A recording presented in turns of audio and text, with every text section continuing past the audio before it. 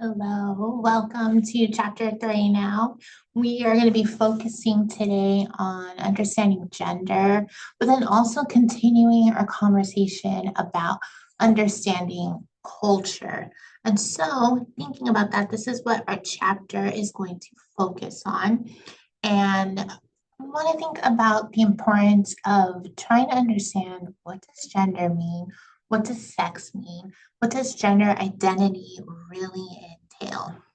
We can also think about how our gender is going to shape our verbal communication, and also it's going to shape our nonverbal communication with others. Thinking about stereotypes as well, how can we break through them, not follow them? And then you can see we kind of shift towards talking about culture, the differences in communicating with people outside of our culture, and how our competence here, remember appropriateness and our efficiency, how that can be improved. So I say we get right into it thinking about what is gender? And so gender is this complex, often it's a combination of our physical, our behavior, and also our psychological attributes. These are the ways that we identify and we kind of see. Now, it is distinct from sex. I want you to think that when we are born, we are assigned a gender or a sex. See, I'm already messing up, but I want you to have a good, clear understanding of it. We are assigned a sex of either male or female based off of, our anatomical characteristics, our biological functions that we have. And so from there, we're just assigned by that. And it's pretty binary to the one or the other. But when we get into gender, this is where we can kind of portray who we are, having a combination of, well, I identify as this is what I feel like, this is who I truly am. You can also then think too about gender polarization. And this shows that usually as individuals, we are socially and then also legally sorted into those binary categories. So that's why when you are born, you are at birth, you're identified as either male or female based off of what you have. This is that polarization of this is it, like not up for discussion. But there's so much more to that than just what our body parts have. You can then think about the gender continuum. And so this really looks at the complex combination. That's going to be used a lot for this chapter, but thinking about what is traditionally known as what to be masculine, what to be feminine, and thinking about, putting those together. And if it can be some of one side or some of another side, we can like paint our own picture with this. This does get into preferred pronouns and how, hey, maybe I was born female. Maybe I identified as a female, identified as she, her for a while. But now the complexity of life and feeling safe and able to express myself through my self esteem, my self worth, my preferred pronouns are no longer she, her. Maybe it's something else now. This is that continuum that we're able to change.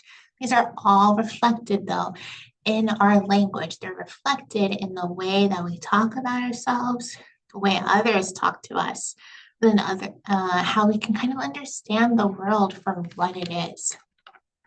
I do want you to think that this goes into, gender identity. Gender identity is what is internal to us. What do I identify as? What do I feel like I am? This is deeply felt self-awareness. It's totally inner self, a sense.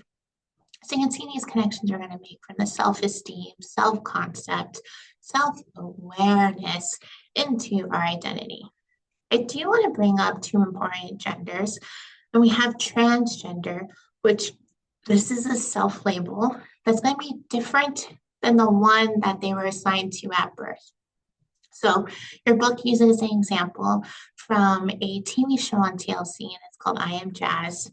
And what happens here is that this character, she was born male, so born male, they were assigned the sex of male and living their life that way up until a certain moment where it's like they felt like they were able to express, hey, I don't feel like this anymore. I've never felt like this. And so the transgenderness of being able to say, like, I identify as a female now. And so Jazz is transgender because she now identifies as female. She is living as a female. She's doing something that is different than what she was assigned to as birth. Now we have cisgender, and that's the opposite, but that's when you're assigned a specific sex when you are born. And that's just what you are for your whole life. You know, you self-label that way. I was born as female. I was assigned that as female when I was born, and I feel that way. And so I am cisgender. It's nice to kind of know the differences here and to understand the complexity truly of all, and I'm going to be repeating myself, about the self-concept, self-worth, the self-esteem, how that can all help us in identifying our perceptions of who we are, what we're going to push out to others. Now, I do want to share with you gender roles because I think that this is really big.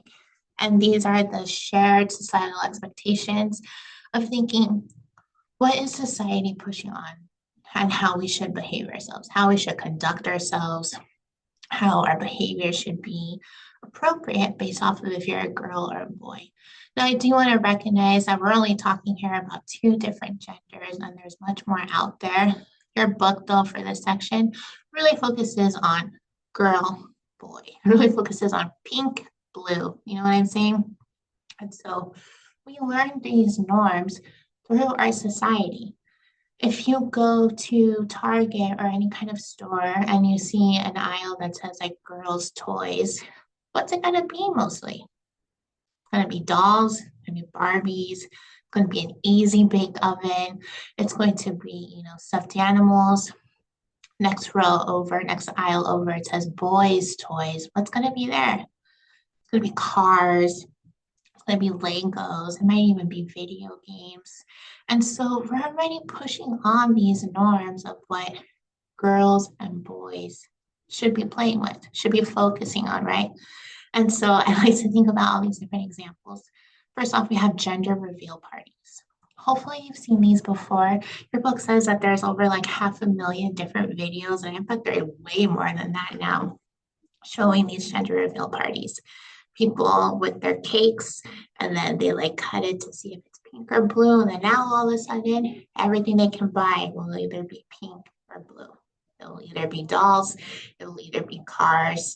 And so we really put a lot of importance here on the color of the cake. But can't we ask the kid, like, hey, what are you interested in? Can you be assigned a male at birth and then still want an easy bake oven? Can you be assigned a female at birth and still want to play with cars or video games? Now, with these nursery decorations and the boys things and the girl things, we really, have this be influential in the way that we're going to reflect upon our future generations. Now, your book does talk about tomboy behaviors, which as a female who does identify as a tomboy, I think like this really impacts the way people communicate with me. And I think yes and no, not really, but you can see how the importance here can change for each person. It does say that there's some interesting research here that I do want to share straight from your book. It's on page 68 if you want to look at it a little bit more carefully. But saying that as young as 5 years old, girls and boys, they're already displaying these gender rules, these gender norms, and like they don't even know it, but now it's going to leak into their entire lives. And so it says here that girls are often perceived as vulnerable, always needing to be saved in the Disney movies. And then the boys are the ones who need to protect them. And so you see these roles coming up of how are we really doing the things that we want to do, or are we doing the things that we feel society is pushing on us? How we present ourselves to others is going to convey a message about our gender identities. And so I think to myself, growing up, I was a little bit of a tomboy, but I feel like as I got older, I still am a little bit, but I still like to wear dresses. I still like to look nice, but I also still like to play around with everybody. There's more research out there saying too that adolescents, they typically are only friends with people inside of their gender. And that they're not really, so if you were in elementary school and if you were a girl, I didn't really play with other boys. I always played with the other girls. As we get older, we feel more comfortable making friends with people outside of our gender. Just feel kind of okay to like step out of that. So it's just interesting to think, why do we push this on 5-year-olds? Why do we push this on anybody? Why can't we identify as who we want to be and live life without those philosophies, right? Now, moving beyond these gender stereotypes, this is a way to kind of like reflect on why we think that way and how we can kind of like get out of it, right? We hold attitudes about men and women, how we perceive them, the gender similarity, the gender differences. And so we gotta think, how do you construct your own gender? How do you identify and think, how does this play a role into who I am? You can also then think too, and I think this is big, the media we consume, the media we choose not to consume. I know that some of us love reality TV show, right? But are they like reinforcing bad gender norms and bad gender roles? And how can we break out of that?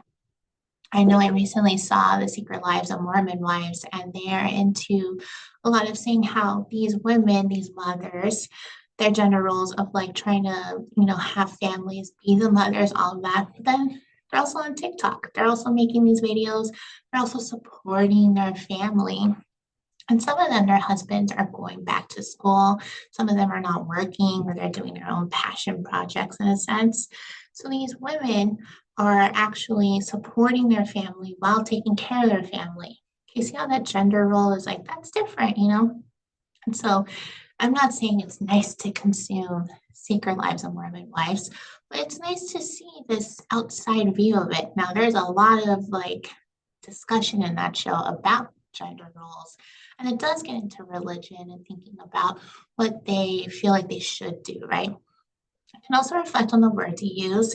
You can contemplate on how they're going to impact others. We want to be competent communicators. And then also think about times when you ever spoke out against unfair, unjust, restrictive gender stereotypes, expectations, rules. How can we like break out of this shell and promote a place where we can talk about this and say, hey, it's okay to like question these gender roles and why we have them. So moving on now, we're going to focus on the last couple of slides on culture. I really love this, and you can see these different bubbles as well as from your last chapter too about culture and what it really like encompasses. We have our attitudes, we have our beliefs here. We don't have values. I wish I had values, but we have our language, our food, religion, behavior, rituals, customs. This all encompasses our culture and who we are. So thinking about culture, what is it? We've already talked about this very, very briefly from the last chapter, but it's our values, beliefs, attitudes set by a large group of people. And this is often people who share our same like nationality, ethnicity, religion, gender identity, sexual orientation, physical abilities, and age. Now, what's really important here, and I'm going to really, really emphasize this, culture, it's learned, it's communicated, it's layered, and it's lived. And I love thinking this because it's like, hey, when I was born, I did not know my culture immediately. And even as growing up, I started to slowly realize it. And I only slowly started realizing it because my parents, my family, the people that we surrounded ourselves with, they were the ones who helped me learn it. They would communicate to me. It's layered. People have different perspectives of it, and it's just lived. Culture is like encompassing in our lives and always, always happening. That's what I love about that. And so sometimes when we think that we have a unique culture in a way that you celebrate things differently than other people within your culture, if you're just living it and it's layered, it's complex, and you can make it what you want it to be. That's what's so great about culture. Now, we also have co-culture, which I love the idea of co-culture. I do want to talk to you briefly about a theory, co-cultural communication theory. And this is individuals who have more power within a society. They're going to determine the dominant culture. So I think about wherever you live, if So many people around you, they believe a certain thing, but actually your culture and your family, they believe something different. You might abide by those rules just to join and be dominant. I know I have some friends who they celebrate Hanukkah, but because so many people around them celebrate Christmas, they also celebrate Christmas. Or maybe they also engage in putting up a tree. And so they make up their own traditions, they make up their own celebrations.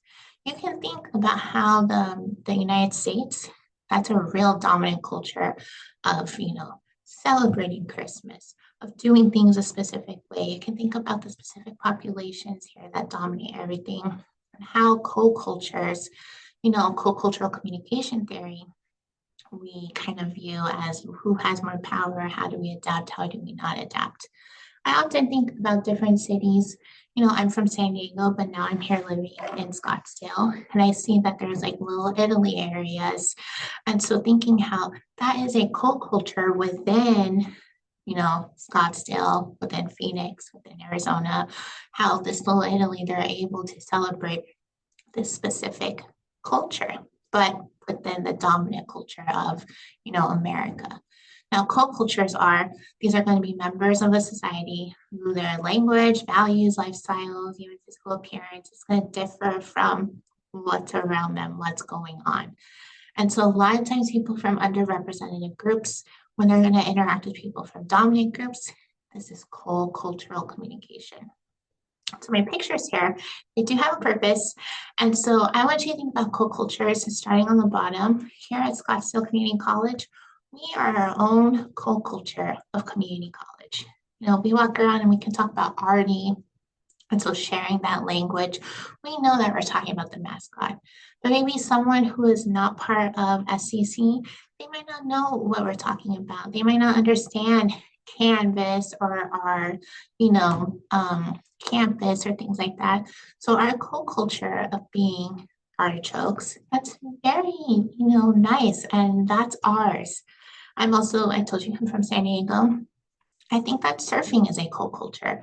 There's a certain way to do things, right? There's a certain way for when you're getting ready to go out there, you wax your board, where you hide your keys because you can't go out in the ocean with your keys. When you go out into the water, who's going to get specific waves? There's like behaviors that you only know if you're a surfer, right? And so this is that co-culture. The lifestyle you can see in the definition of co-cultures is definitely the surfing one. And then this can go into people with disabilities. So I think of people that are hard of hearing, of deaf, the deaf culture, the co-culture there, they have specific ways of understanding the values of, just finding belonging with other people who maybe they have all felt underrepresented, but they find each other and they find that sense of belonging and they find the people that they can talk to, which will then boost self-awareness, your self-esteem, your self-concept, all of that. These are great examples of co-cultures. So I want you to kind of just think about that. What co-cultures are you part of? Thinking more so about culture and communication.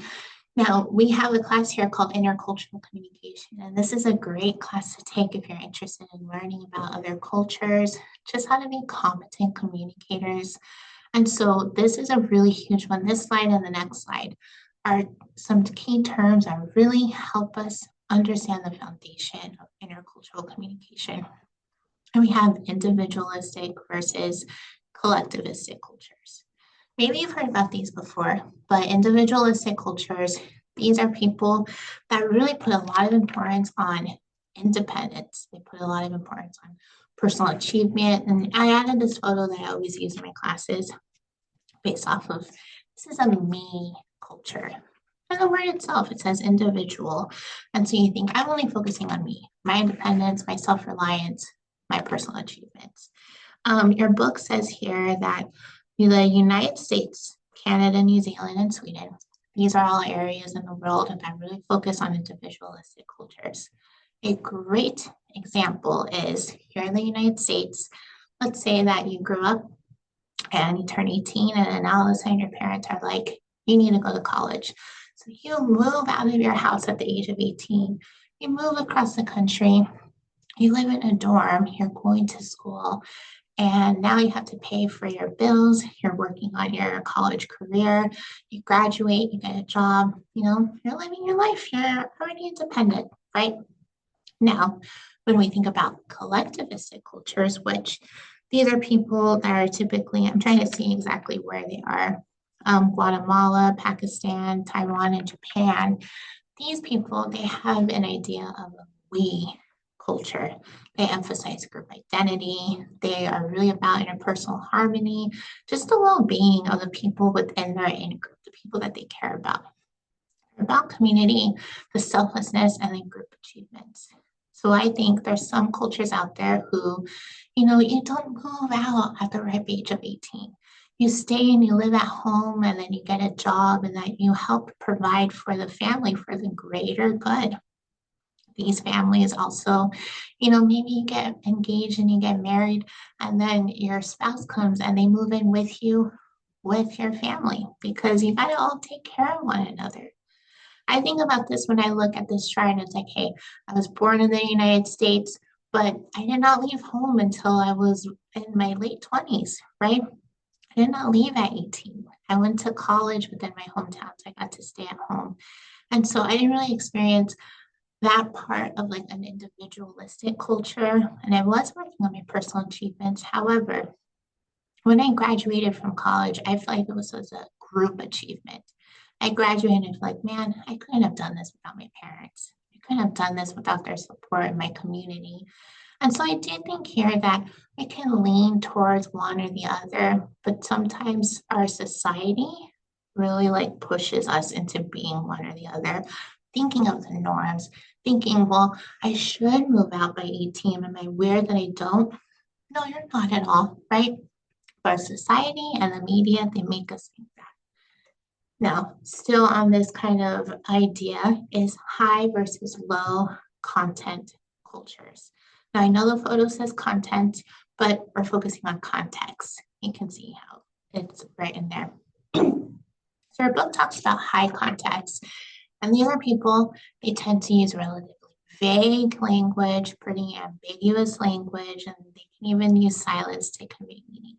Speaking about individualistic and collectivistic, now how are we communicating? You can see from the photo, high context, they feel responsible for their family. They really value face. Think back to the last chapter. They really value a strong public image. They don't want to threaten anybody else.